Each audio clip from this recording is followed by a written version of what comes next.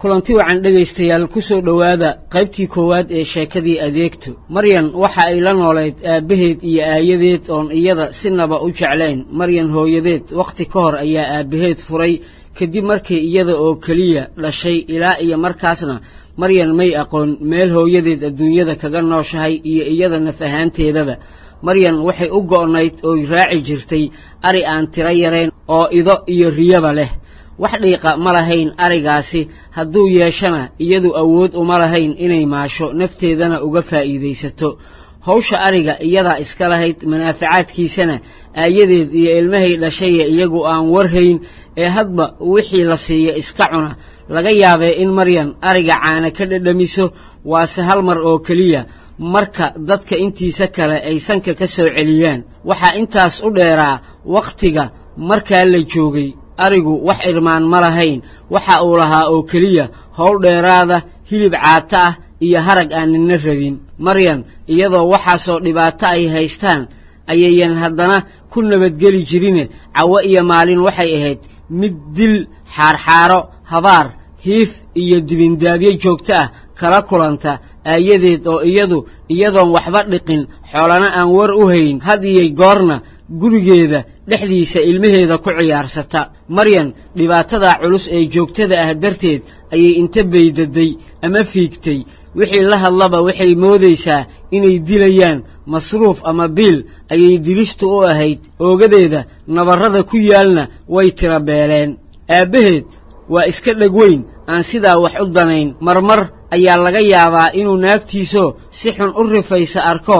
xaarxaariyo kana qabto inta badanse wuxuu u qaataa dilista Maryan la dilayaa inay tahay la xajeclo iyo coodkoo la rabo in si fiican loo dhaqo Maryan ama hal la dilayo ama halala hadlayee ma hadasho maxaa yeelay cid ka guraysan jirinba deegaankay ku noolayde aadka cadowga ugu ahaa darteed ayayba noqotay qof mucaqadad ah aan sidaa wax u gelin aan nixin qoslin farxin hadallada dadku kula wada hadlayaana aan sidaa u danayn maxaa yeelay dadkoo dhan cadow ayay u haysatay aayadeed waxay aad u taqiin tirada iyo suuradinta ariga taasoo mar alla markay ogaato in wax maqan yihiin sidii shabeel ceesaan arkay ugu soo haliisho iyadoon waxba weydiin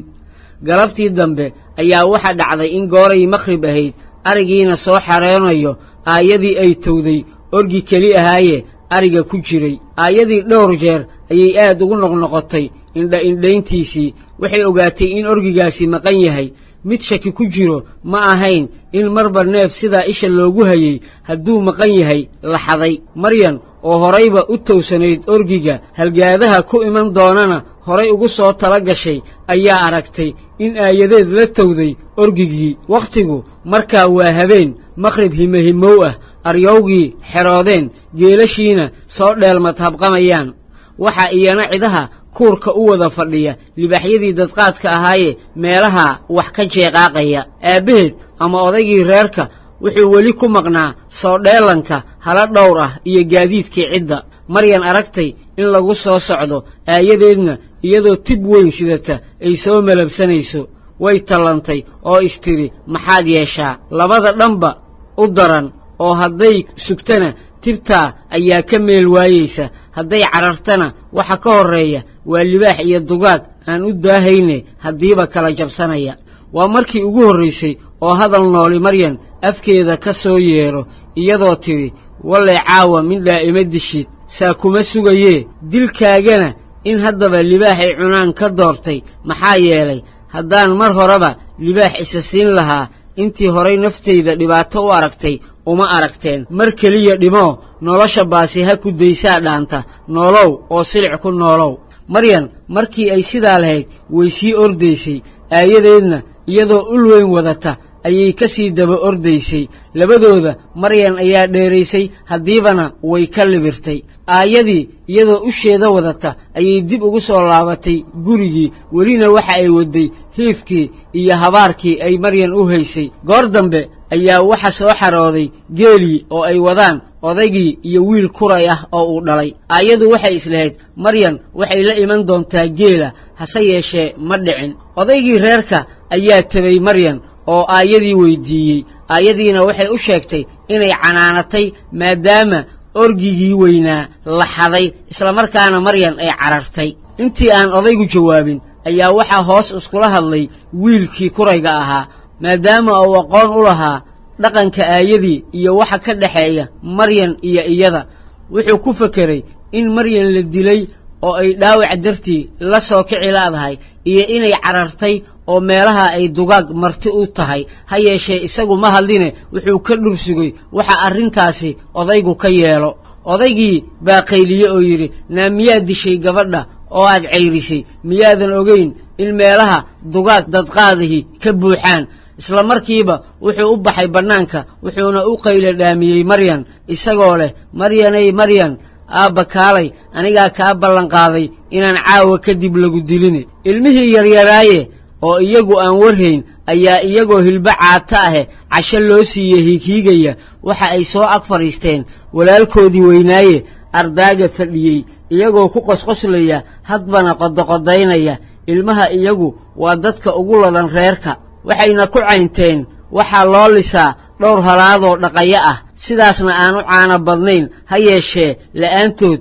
ayan sinaba u noolaadeen halahaa ninka raaca ee lisaa muddo sannad ku dhow caano ay leeyihiin ma dhadhamin ilmuhu markay agagaarkiisa ku cayaarayaan waxaad mooddaa inuu ka gubanayo uu isleeyahay yaaba dhulka ka dusiyoo liqaba iyaga dad ahaantooda ma nabcee wuxuu necab yahay hooyadood iyo xiriirka dhaqane ka dhaxeeya isaga iyo iyada odaygii wuxuu qaqayliyaba wuu quustay ugu dambayntii isaga naf ahaantiisaa libaax ka baqayey markuu meelaha wax dadayayey wuxuu sitay qori uusan sida badanba dhigin si uu isugu difaaco haddii bahal soo weeraro wuu soo laabtay oo jiitimihii inta soo adkeeyey ma fadhiisane wuxuu maryan ka baaray xeryaha xoolaha iyo hareeraha reerka oo idil waxba waa hadba dhan eeg madaxa ruxrux wuxuu yeelana garan waa mar buu is yidhi xaaska ma garaacdaa maadaama ay iyadu u sabab ahayd waxa dhacay haddana wuxuu ku daystay inuu inta xaarxaariyo aanu far saarin maxaa yeelay laga yaabee in dhibaatadu meeshay hadda joogto meel ka xun tagto intuu iska soo fadhiistay buu yidhi adaa tolaya ka tali waxay ila tahay reerka gabadhiisii adiga unbaa yaqaan meeshaad ka keeni lahayd adaa lagaaga fadhiyaa laguuna haysta xaaskii ayaa harag waraabe alla u tuuray meelay wax ka tidhaahdana weysay wax kastana waxaa uga sii daran maskaxdeeduna qaadiba la'dahay berri ahaa ariga raaci doontidaa inay ooyshay ku sigatay adoo nabad la balawaara baloy kaalay lama yidhaah hadday kuu timaadana lama booyo boowow ayay iskula hadashay in cabbaara ayaa laysla hadli waayey wax la yidhaahdana la garan waayey la arag arrintu inay meel aad u xun taagan tahay wax ka qabashana ay ka tagan tahay mar dambe ayaa iyadoo wax kastoo la yeeli lahaaba inta laga wada maagay layska sii kala jeedo hadalna weelba ka furmi la'yahay ayaa odaygii inta adkaysan waayey wuxuu yidhi wallee boodi lahaydaa ama dhici lahaydaaba adunbaa u qoolan xaaskii hadalkii ama taladii inta ka kala firdheen bay dhannaba joogi la'dahay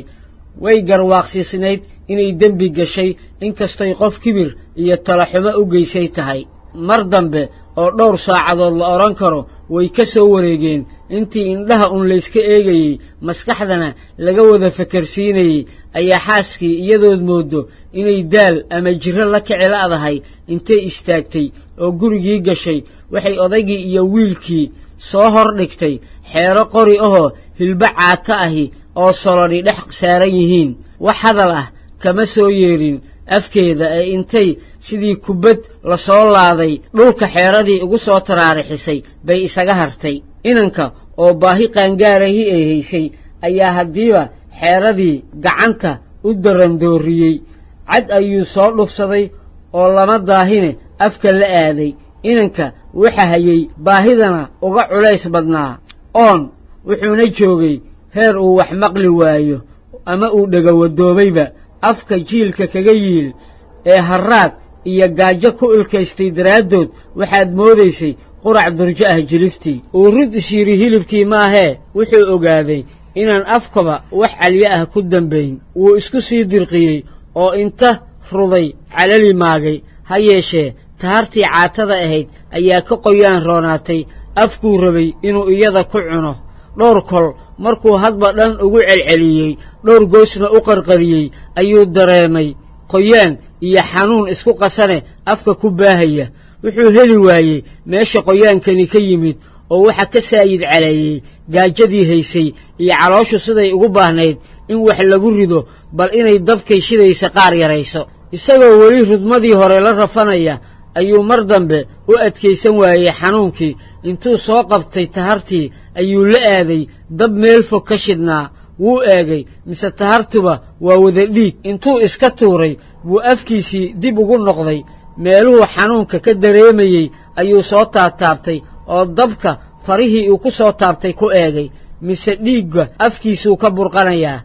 garay sababta dhiigga keentay inay tahay afka qallalan iyo taharta dagaalkii dhex maray waxa uga sii daraa isagoo dhaawac ugu sii darmay afkii awalba engegnaa luqluqasho ama daawana daaba isagoo go' calalahoo uu huwanaa dacalkii iyo gacan afka iskula haya ayuu ardaagii dib ugu soo laabtay wax hadala muu odhan maxaa yeelay inaan laga gurayn ayuu og yahay goobtuna sibayba u carqaladaysan tahay intiiba haddiiba afkii qalleelkiisii ayuu ku soo noqday isagoon hadlayn ha yeeshee xanuun qarsanaya ayuu si uu neecawda u qaato wuxuu isku kala tuuray ardaaga meeshuu ka seexan jiray isagoo cirka iyo xiddigaha badnaantiisa eegaya odaygii isagoon hadlayn ayuu inta dhowr tagaarood ka walamwalamsiiyey qorigiisii oo xabbada dhuunta u yaallaanna inta la soo fadhiistay isagoo salka dhulka ku hayey iska hamiyey xaaskii inta ilmihii oo meelaha kala daadsan